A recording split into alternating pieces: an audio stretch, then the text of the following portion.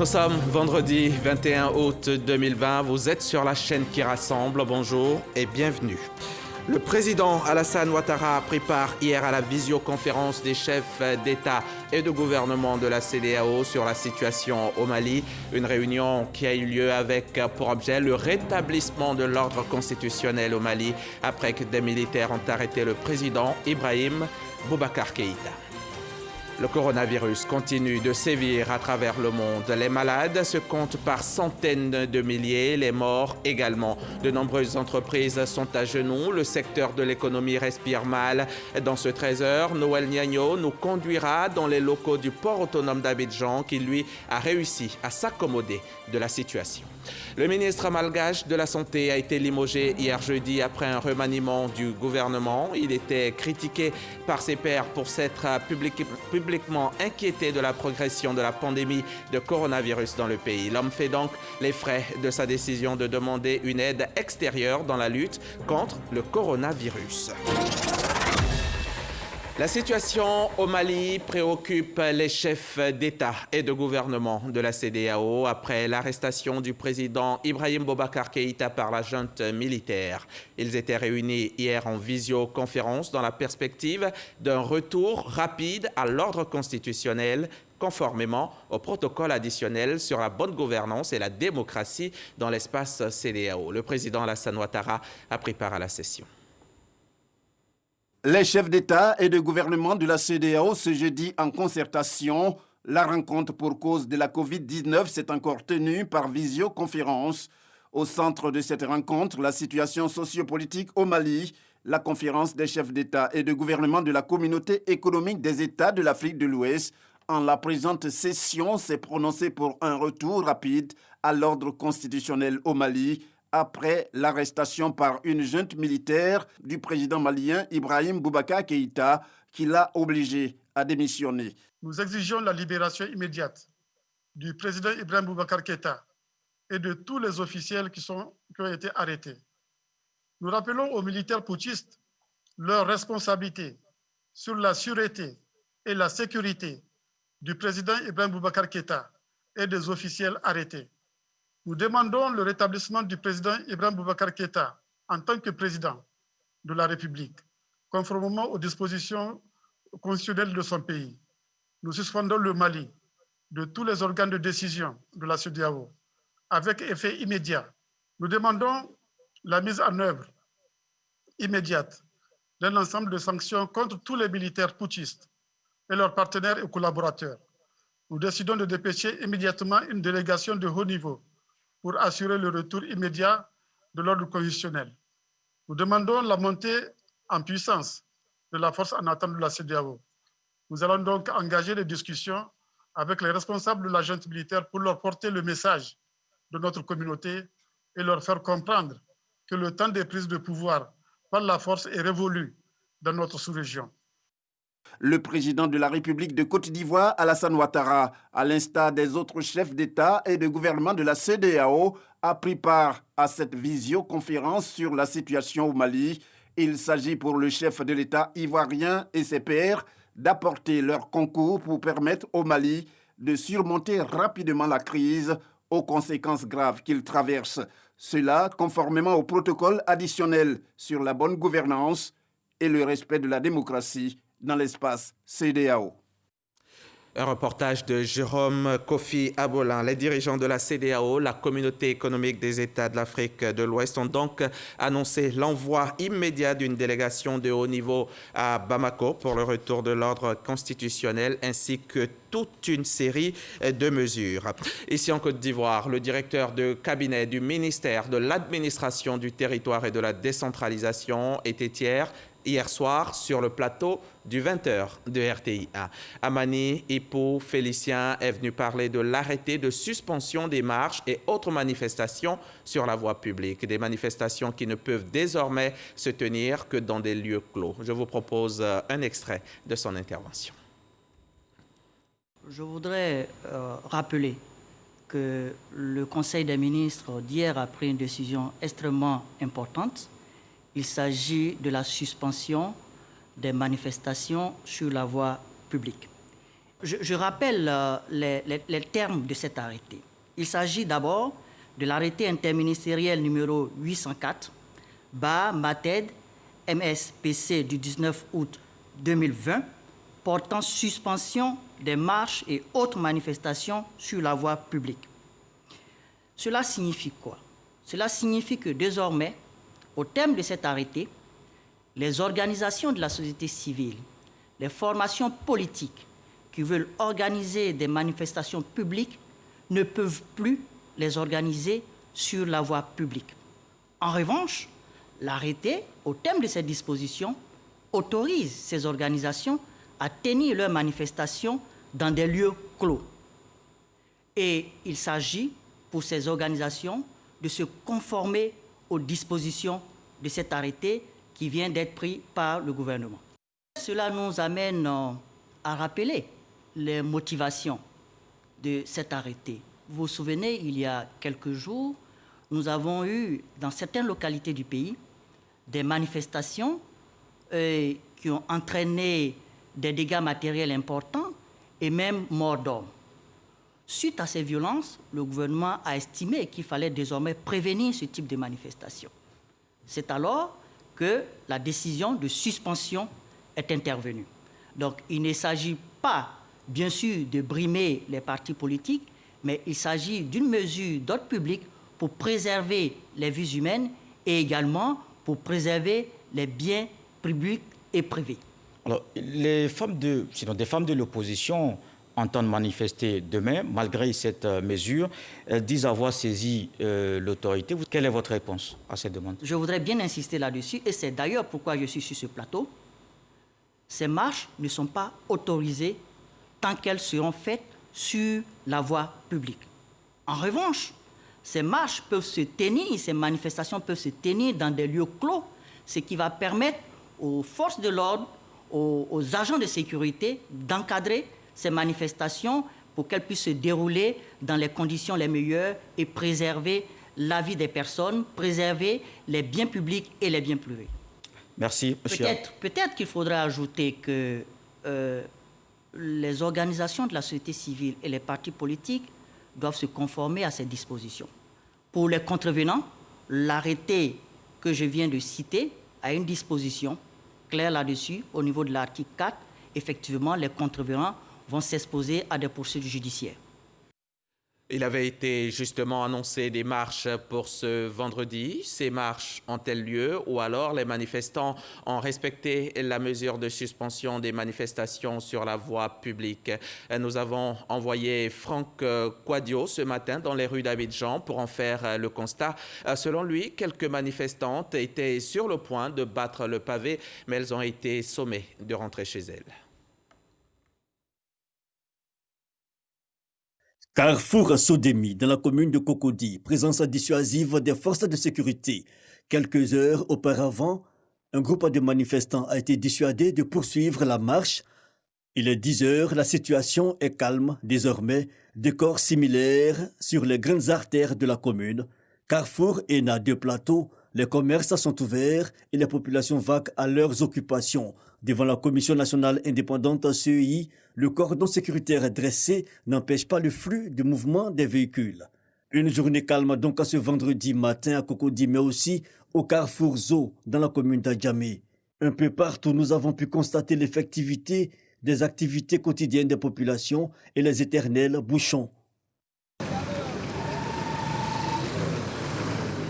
Dans la région du sud de Comoé, à une soixantaine de kilomètres d'Abidjan, des manifestants se sont regroupés ce vendredi, mais sans heurts. Aucun incident n'a été enregistré. À Daloa, on dit non à la violence. Aucune manifestation ne sera organisée dans la ville pour troubler l'ordre public. C'est un pacte de non-violence qui a été signé cette semaine par les différentes couches de la société, notamment les chefs traditionnels, les jeunes, les femmes. L'accord a été trouvé et acté cette semaine lors d'une rencontre organisée par Stéphane Gbeli, le premier magistrat de la ville. Les populations de Daloa disent non à la violence au cours de cette période électorale. C'est ce qui ressort de la rencontre du maire Stéphane Gbeli et de la chefferie traditionnelle des guides religieux, ainsi que les responsables d'associations de femmes et de jeunes. Cette assise a été l'occasion pour les participants de prendre l'engagement de maintenir et de préserver le climat social. Les chefs traditionnels ont saisi l'opportunité pour inviter les jeunes au dialogue en cas de revendication et surtout pour le cas échéant à recourir au Conseil constitutionnel pour trancher. Donc nous continuons, nous, de sensibiliser nos populations. Nous leur demandons d'observer la paix, l'harmonie. Nous le faisons chaque jour.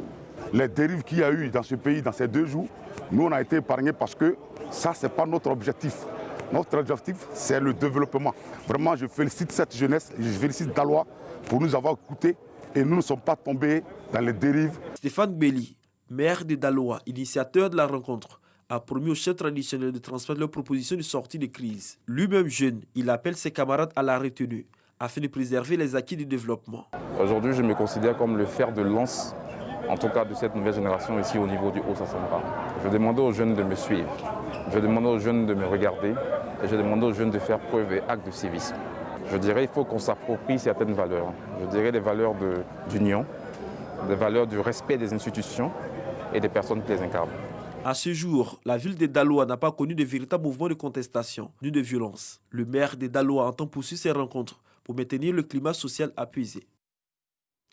On se souvient de la marche de l'opposition le 13 août dernier, des marches éclatées qui se sont terminées par des morts, des blessés et des dégâts matériels. Justement, la gendarmerie annonce avoir mis aux arrêts 5 individus, dont 2 meneurs de ces marches. Ces personnes sont accusées de troubles à l'ordre public, d'incitation à la révolte et de tentative de déstabilisation de l'État de Côte d'Ivoire. Jean-Marc Djadji nous en dit plus. 5 individus mis en garde à vue par des éléments de la section de recherche de la gendarmerie nationale. Ils ont été interpellés le mercredi 12 août et au lendemain des manifestations du jeudi 13 août dernier. 2 parmi eux sont accusés de troubles à l'ordre public et d'incitation à la révolte lors de la marche de l'opposition. Les 3 autres ont été appréhendés après perquisition de leur domicile par les unités de recherche de la gendarmerie. Motif : tentative de déstabilisation de l'État de Côte d'Ivoire. Ils risquent tous de lourdes peines d'emprisonnement. Les enquêtes sont en cours pour situer les responsabilités. C'était un récit de Jean-Marc Djadji. Comment avoir un climat sociopolitique de paix avant, pendant et après les élections? Cette question préoccupe la Fondation Félix Houphouët-Boigny, la Fondation donc pour la recherche de la paix, en partenariat avec le PNUD et le ministère de la Cohésion sociale et de la Solidarité. La Fondation a organisé récemment à Bouaké un atelier avec les femmes et les jeunes. Cela pour renforcer le vivre ensemble pour des élections apaisées en Côte d'Ivoire. Léon Prokwame, RTI Bouaké. Appartenance identitaire, préjugés, conflits, discours de haine, etc. 2 jours pour décrypter et comprendre ces notions, 2 jours surtout pour connaître et comprendre les conflits nés du discours de haine ou pour savoir déconstruire ces discours de haine. Puis, les leaders d'organisations de jeunes et de femmes de Bouaké, devenus sentinelles du vivre ensemble, de la tolérance et de la paix. Mon rôle serait d'abord de transmettre aux membres de mon organisation afin que ceux-ci aussi puissent relayer autour d'eux. Il est important que chacun puisse vraiment contribuer à installer cette notion de paix dans les esprits des populations riveraines. Ce renforcement des capacités, l'œuvre de la Fondation Félix Houphouët-Boigny pour la recherche de la paix et ses partenaires, le PNUD et le ministère de la Solidarité et de la Cohésion sociale. Objectif : pacifier le climat sociopolitique avant, pendant et après les élections. 2020, année dédiée à l'élection présidentielle, il y a un grand besoin de sensibiliser les populations, notamment les plus actives, que représentent les jeunes et les femmes. Nous voulons que les élections soient un jeu véritablement au niveau de tous les acteurs, y compris les présidents des partis politiques qui sont candidats, mais également tous ceux qui sont électeurs. La jeunesse, c'est environ 77% qui constitue avec les femmes la frange la plus vulnérable de la population ivoirienne. Raison du choix de ces 2 entités pour en faire des messagers de paix, toujours selon la Fondation Félix Houphouët-Boigny et ses partenaires, après donc Bouaké, cap sur Gagnoa, région du Go. Et on en vient à la situation de l'épidémie de coronavirus. Le virus circule toujours. Il a déjà tué environ 800 000 personnes à travers le monde avec 22 millions de malades.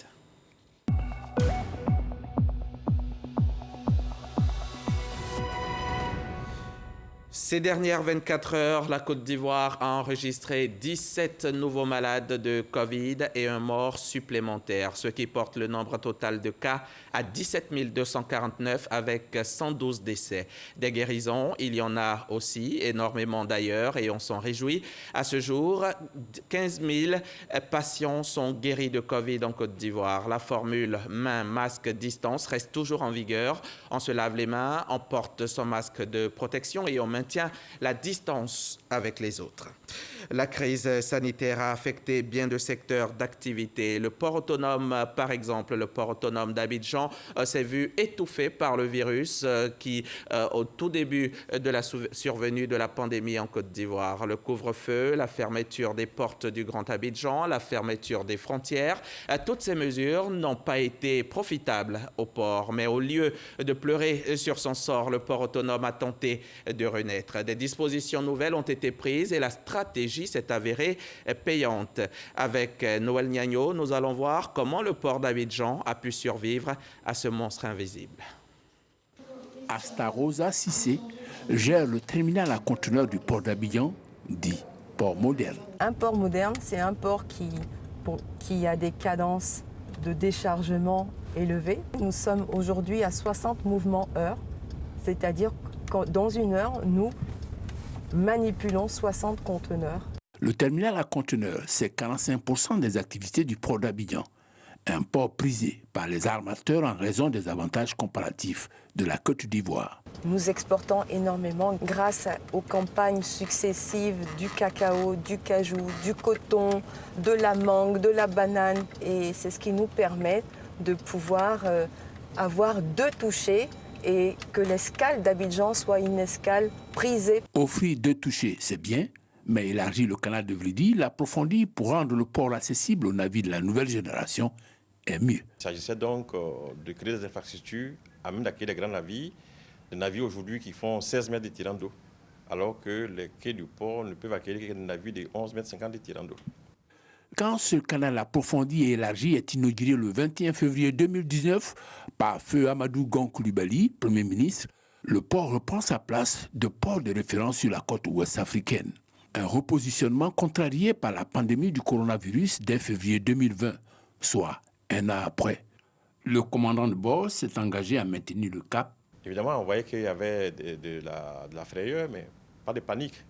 Et aujourd'hui, je pense qu'on est rassuré du fait qu'il ne s'agit pas d'avoir de la panique particulière. Il s'agit plutôt, dans ces moments particuliers, là, de s'organiser à sauver des vies tout en maintenant une économie fonctionnelle au minimum pour assurer les arrières et permettre une reprise après le Covid. Mieux, YNCA a pris les devants avec des dispositions conséquentes de sorte à sécuriser cet outil stratégique. Le port, dans ces moments particuliers-là, et la communauté portuaire, nous avons pris des mesures pour accompagner les opérateurs. Ainsi, pendant les périodes difficiles, tout ce qui rentre dans le port et qui va avoir des difficultés en termes de temps de passage, nous avons exonéré, le port a renoncé à des ressources justement pour permettre à ce que les choses se fassent dans de bonnes conditions. Travailler à oxygéner le poumon de l'économie ivoirienne.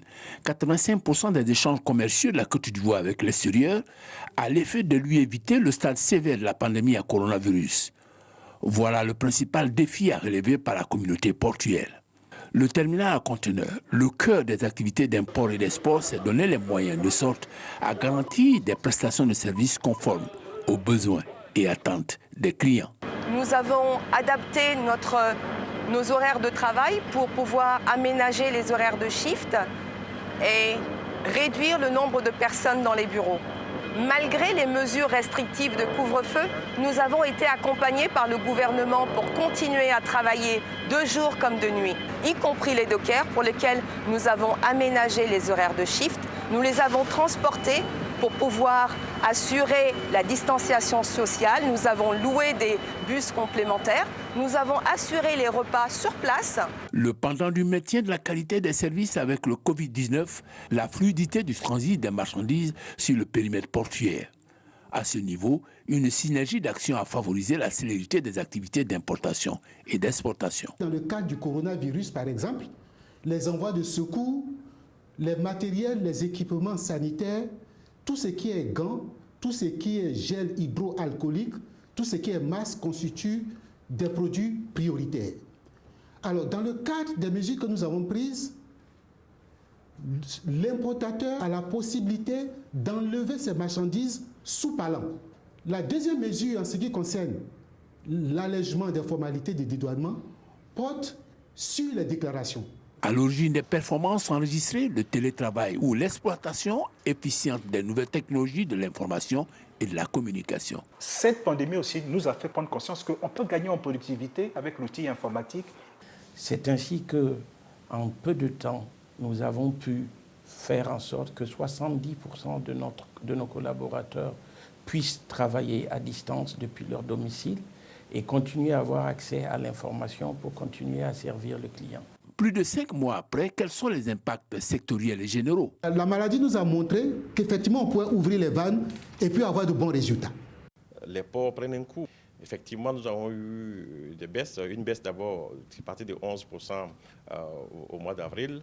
À fin mai, nous étions environ il y avait un peu de rattrapage, il y a eu à 7%. Mais globalement, le trafic a connu une baisse de l'ordre de 7% en mai. Et nous espérons un rattrapage. Une chose est sûre, le Covid-19 fait désormais partie intégrante de l'environnement des activités socio-économiques. S'accommoder de son existence est le nouveau défi à relever. Donc le Covid, on vivra avec, on modernisera le port pendant ces temps-là pour que la fin Covid, le port soit un ressort important pour la résilience de l'économie ivoirienne et permettre à la Côte d'Ivoire de continuer son développement. En attendant d'avoir une lisibilité sur les impacts de la crise pour l'exercice 2020, le port a enregistré une bonne performance en 2019 avec une croissance de 7%. Ainsi, le trafic global de marchandises est passé de 24 177 261 tonnes en 2018 à 25 827 167 tonnes en 2019. Comment le port autonome d'Abidjan vit la pandémie de Covid-19? C'est un document RTI1 signé Noël Niagno du service économie de la rédaction. Un autre secteur qui est essentiel à l'économie de la Côte d'Ivoire, c'est bien l'agriculture. La culture du coton, par exemple, qui est aujourd'hui très prisée dans la région du Bafing. On en sait plus avec Clément Boko. Pour sa première année d'activité, la société coopérative Fasobara a produit plus de 500 tonnes de coton graines dans le Bafing.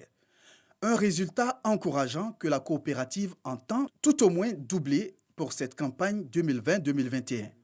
De 500 tonnes l'année dernière, nous envisageons arriver à 1500 et 2000 tonnes cette année. L'argent du coton est bien garanti. On ne vend pas comme en Agade. Quand tu fais le coton, ça protège le champ dans la case contre les feux de brousse. Et quand tu fais le coton et que tu fais le riz à la place du coton, tu gagnes un bon rendement dans le riz. Donc, j'invite tous mes frères de Bafing à pratiquer le coton, à faire le coton. Appuyer financièrement les cotonculteurs à travers un fonds de soutien leur permettant ainsi de disposer de tous les intrants en temps voulu. Le président du conseil de surveillance de Fasobara, Diomandé Yatié, invite ses parents à faire à nouveau du Bafing une grande zone productrice du coton. La culture de coton était en sommeil, mais elle vient de se réveiller et avec l'encadrement de la CIDT, avec le partenariat que nous avons avec l'ensemble de la filière, et nous sommes convaincus qu'avec ces créneaux-là, eh bien, le chômage oubliera la région du Bafing. Fasobara s'engage tout en valorisant la culture du coton à promouvoir une bonne gestion du patrimoine foncier. Moussa Sanogo, ministre du Budget et du portefeuille de l'État, cadre de la région, est partie prenante de ce projet au dire de son représentant à la cérémonie de Touba. Le corps préfectoral également présent appelle à la cohésion entre filles et fils du Bafing autour de tels projets agricoles pour contribuer efficacement au développement de leur région. De Touba, je vous amène à Yamoussoukro. À Yamoussoukro, donc au Sénat, la deuxième chambre du Parlement qui procède à la formation de son personnel administratif et technique. On reste avec Kader Sogodogo de la station régionale RTI Boaké. En prenant fonction à la tête du Sénat, le président Jeannot Ahoussou-Kouadio s'est fixé comme objectif de donner à de nombreux jeunes Ivoiriens en quête d'un premier emploi la chance de réaliser leurs rêves. Après bientôt 2 années de fonctionnement, les ressources humaines du Sénat enregistrent 130 agents, dont 38 qui sont à leur premier emploi, et la moyenne d'âge est de 35 ans. Pour réussir leur mission au quotidien, ces travailleurs voient leurs capacités renforcées. Nous insistons particulièrement sur les personnes ressources extérieures qui viendront nous appuyer à l'occasion de ce séminaire.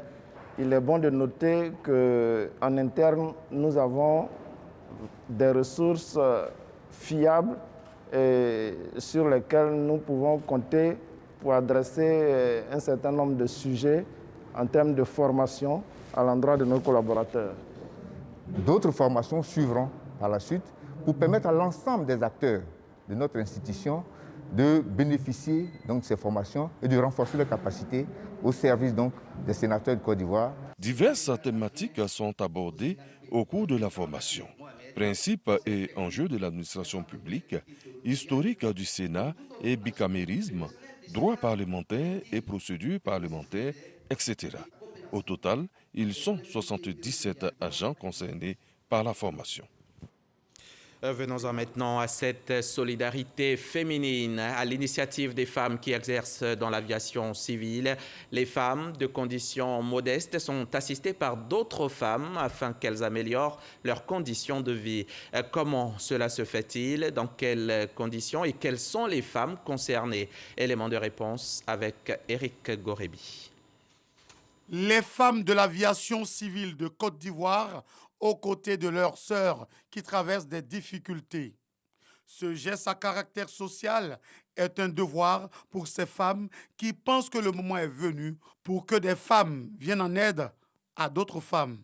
En cette période de la Covid-19, les activités sont fragilisées et certaines femmes sont obligées de subir le chômage technique dans tous les secteurs d'activité. Elles ont reçu des dons en vivres et en non-vivres. Pour l'instant, sur Port-Boué, c'est la seule action. Nous travaillons sur notre programme d'activité 2020 où bien évidemment ce type d'action se répétera puisque, comme je vous le disais, nous avons pour objectif premier de travailler au bien-être des femmes.